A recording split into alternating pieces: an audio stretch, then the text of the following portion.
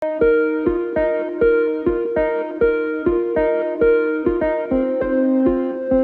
گفته منابع پایگاه خبری بامداد، سیمومین یتیموف رئیس کمیته دولتی امنیت ملی تاجیکستان روز 1 دکامبر در ملاقاتش با فعالان در شهر خورخ با نشر ثبت ویدیویی لطکوب یک کارمند مقامات گفته است این نفری که کارمند مقامات را لطکوب میکند گلبدین زیوبیکوف بود. ولی یک فعال جامعه شهروندی در این ملاقات گفته است که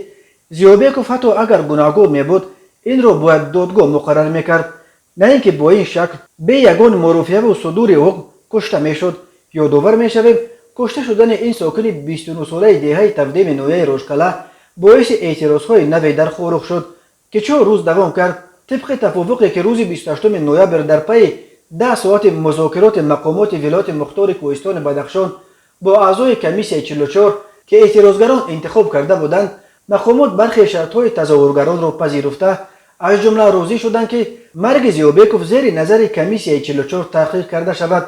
مقامات همچنین وعده داده بودند که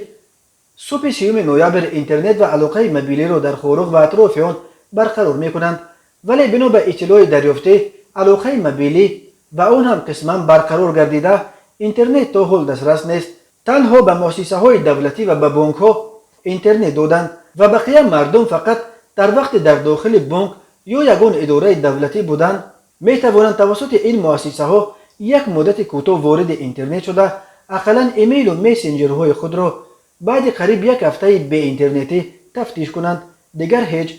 گفت در صحبت با بامداد یک ساکن خورخ که از داخل یک بانک محلی وارد اینترنت شده بود. در مسئله تحقیق پرونده گلبدین زیوبیکوف نیز تا کنون پیشروی به نظر نمی رسد. در مطبوعات دولتی او را همچنین جنایتکار و اعتراضهای اخیر در خورخ را کار دست سرکرده های گروه های جنایی نام میبرند. از جمله در یک مقاله مفصلی که مقامات امنیتی توسط رسانه های زیر نظارت خود پهن کردند گفته می شود که لیدرهای غیر رسمی خورخ از جمله محمد باقرов اعتراضگران را با عرق و شراب و بنگ و چرس تامین میکردند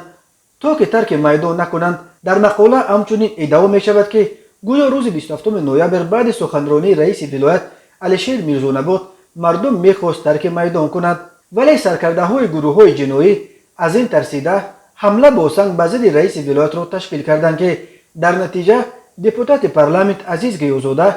و 2 منصبدار دیگر جراحت برداشته یک ماشین دولتی را نیز سنگباران کردند. در این مقاله به احتمال غالب از جانب مقامات امنیتی نوشته شده همچنین گفته می شود که سنه 25 نوامبر سال 2021 پروکورور شهر خورخ رؤوفزاده ناصر هنگام اجرای وظیفه‌های خدمتی در یک جایگی با 2 نفر کارمندان پروکراتور در حدود بیمارخانه ولایتی از جانب اعضاهای گروه متشکل جنایتی به یگان اساس مورد لطکوب شدید قرار داده شده به آنها جراحت‌های وزنی جسمانی رسانیده می شود. در مقاله همچنین درباره حمله به کارمندان مقامات و زده گرفتن سلاح‌های آنها، زده شکستن تیره‌های بنای حکومت ولایت و حتی درباره کوشش حمله به اتریاد سرحدی خورخ در شب 25 نوامبر ادعا می شود. در مقاله اعتراض زادگان بدخشان در نزد سفارت تاجیکستان در شهر مسکو را نیز کار دست جنایتکار خفناک دیگر علوشایف امردین نامیده گفته می شود که علوشایف که با جرم تجاوز به ناموس و گروگانگیری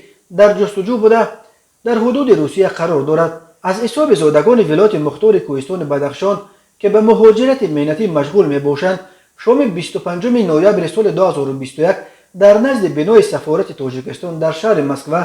گردهمایی تشکیل نمود. در مقاله همچنین گفته می شود که مقامات نسبت به سرکردگان گروه های جنایی وابسته به حادثه های اخیر پرونده های جنایتی باز کردند و اگر آنها اختیاراً به مقامات تفتیشاتی حاضر نشوند نسبتشان چاره های قطعی اندیشیده خواهد شد. این در حالی است که در مذاکرات مقامات با نمایندگان اعتراضگران مقامات با امضای مهر وعده دادند که کسی از اشتراکچیان اعتراضها به جوابگری کشیده نخواهد شد. یک منبع نزدیک به کمیسیه 44 روز 2 دکامبر در صحبت با پایگاه بامداد این مقاله امنیتی ها را ادامه جنگ اطلاعاتی نامیده و گفت مقامات با این دعواهای بی اساس میخواهند اشتباههای جدی خود را در حوادث اخیر خورخ بپوشانند. او گفت در میدان نزد بنای حکومت خورخ و همینطور بیرون از بدخشان از جمله در مسکو و نیویورک مردم با اختیار خود و با طلب عدالت به میدانها ریخت، نه تحت تاثیر عرق و شراب یا بنگ که امروز میخواهند نو أهدا باروي